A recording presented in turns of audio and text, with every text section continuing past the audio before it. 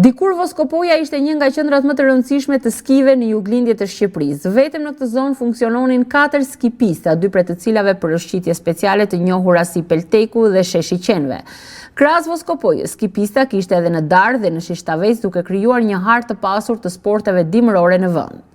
Nga e gjithë kjo të trashëgimi, në ditët e sotme ka mbetur funksionale vetëm një ski pistë në Dardh. Një realitet që flet jo vetëm për ndryshimin e korave, por edhe për mungesën e një strategjie afatgjatë për ruajtjen dhe zhvillimin e sporteve dimërore. Në Voskopoj, dikur funksiononin klasa sportive të skive, ku brezat të tërë u formuan në drejtimin e mësuesit Sotiraq Grossi.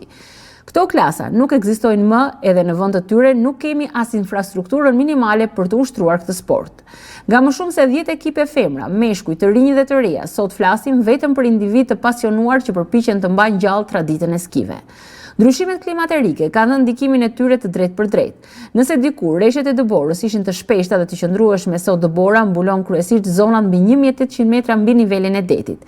Kjo do të thotë se ndërtimi i skipistave kërkon investime shumë më të mëdha, veçanërisht në infrastrukturë, sisteme mbështetëse dhe akset rrugore. Investimet të tilla janë të vështira për të përballur nga operatorët turistik privat. Këtu hyn në lojë roli shtetit, i cili duhet të marrë përsipër të paktë ndërtimin e infrastrukturës bazë, përfshirë rrugët, energjinë dhe kushtet minimale për zhvillimin e sporteve dimërore.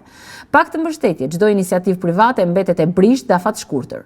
Ruajtja e bazës së skive nuk është thjesht një çështje nostalgjie. Është një investim në sport, turizëm, edukim dhe identitet kulturor. Pa baza nuk ka kampion, pa infrastrukturë nuk ka zhvillim dhe pa vizione nuk ka të ardhme.